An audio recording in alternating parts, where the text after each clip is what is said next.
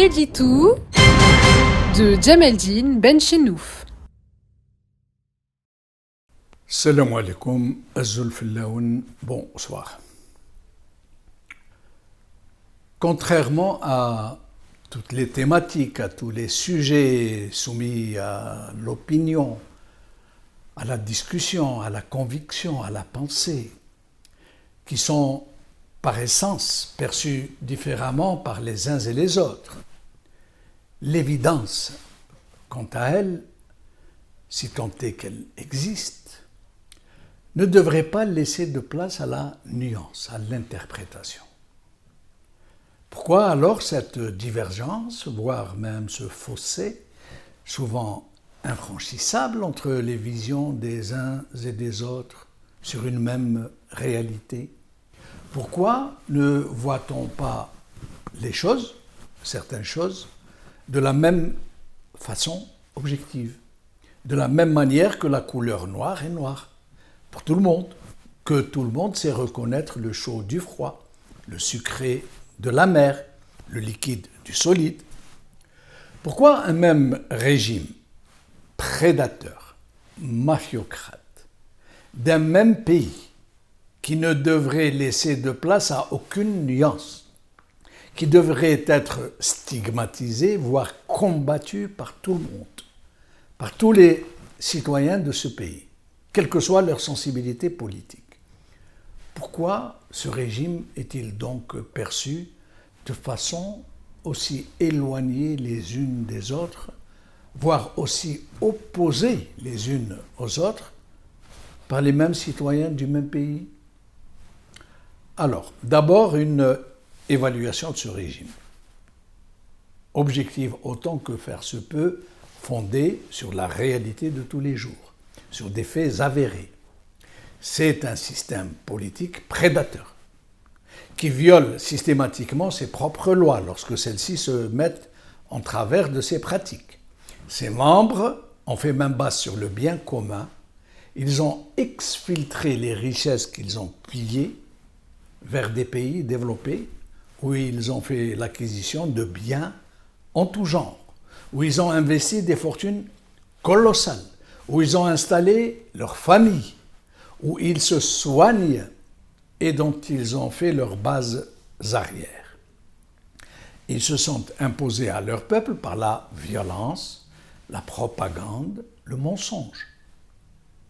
Ce système s'est adapté aux exigences du moment et il a appris à cacher sa vraie nature derrière une façade républicaine qui se définit comme démocratique et État de droit, dont personne n'ignore pourtant qu'il est issu d'un coup d'État permanent.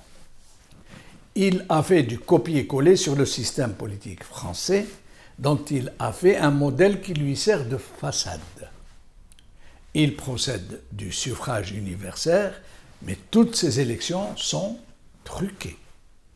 Il s'est doté de toutes les institutions démocratiques, mais celles-ci ne sont que des coquilles vides, issues elles-mêmes de la fraude électorale et de la cooptation clanique, où certains sièges s'achètent aux enchères. Elles sont toutes, ces institutions, autant de relais et de vitrines trompeuses d'un régime qui ne recule devant rien pour garder le pouvoir, fût-ce au prix de la répression la plus extrême, comme ce fut le cas dans les années 90. On dit qu'on reconnaît l'arbre à ses fruits. Or, justement, en l'occurrence, et en termes de fruits donnés par ce régime, en plus de 60 années d'emprise. Ce pays a été totalement ravagé, ses ressources naturelles pillées et dilapidées, sa mémoire captée, son histoire falsifiée, sa culture laminée, ses valeurs extirpées et remplacées par leur exact contraire. Aujourd'hui, pour ne nous résoudre qu'à un seul constat, l'immense majorité des citoyens de ce pays, y compris les alliés naturels du régime, ne rêvent que de pouvoir fuir leur pays. Le phénomène de la harga et celui de la fuite des élites sont très significatifs de ce désastre. Et je pourrais parler ainsi pendant des jours sur tout le mal que ce système a fait à ce pays, sur les conséquences peut-être irréversibles que sa mainmise sur ce malheureux pays a engendré. Il suffit juste de rappeler que rien, absolument rien, n'a été laissé debout, que tout a été systématiquement mis bas. Une faillite totale, parce que l'infection s'est répandue à toute la société, jusque dans ses nouvelles valeurs, jusque dans les consensus qui régissent le vivre ensemble. La première réflexion qui viendrait à l'esprit de quiconque ne connaît pas ce pays serait donc: pourquoi alors ce peuple ne se révolte-t-il pas contre ce système qui a ruiné son pays et qui le mène vers une issue qui pourrait se révéler définitivement fatale pour sa propre existence? Pourquoi? Les réponses ne sont pas simples, bien sûr, mais juste quelques pistes. Une répression qui ne se refuse rien. Une présence armée et sécuritaire parmi les plus pléthoriques du monde. Une corruption de masse en guise d'anesthésie de masse. Une corruption très étudiée pour arroser les cercles concentriques qui se sont formés autour de la logique de prédation. Un maillage médiatique qui conditionne les foules.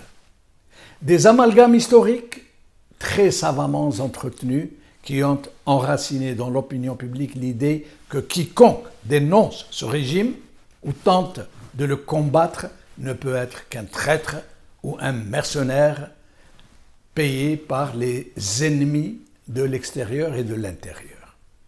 Il y a aussi l'arrosage très capillarisé de relais sociaux et d'organisations de masse dont le rôle est de maintenir la société en état de coma politique.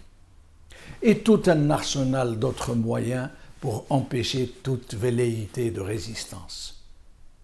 Une autre explication, peut-être la plus déterminante, est que cette société, ce peuple en souffrance, issu d'un très long processus d'oppression et de répression dans l'histoire, dans la plus lointaine histoire, n'a pas pu faire sa catharsis après sa libération du joug colonial. Bien au contraire, il a tout aussitôt été subjugué par des embusqués qui ont volé les fruits de la victoire et qui tout aussitôt ont entrepris de le conditionner, de l'abrutir, de le dépolitiser, de dresser ses enfants les uns contre les autres, de les faire se pliquer les uns par les autres, d'extraire de leur identité profonde les valeurs de résistance qui leur restaient ou qu'ils avaient acquises dans le combat libérateur.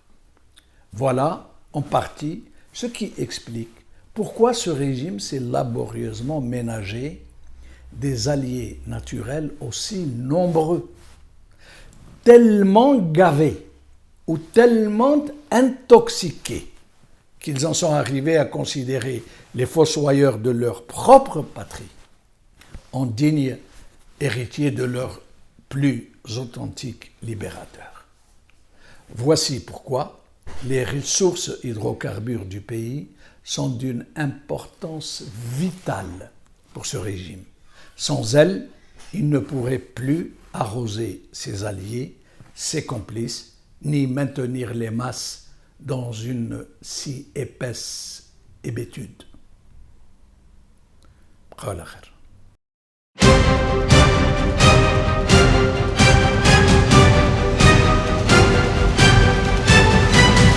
L'édito de Djemeldine Benchenouf.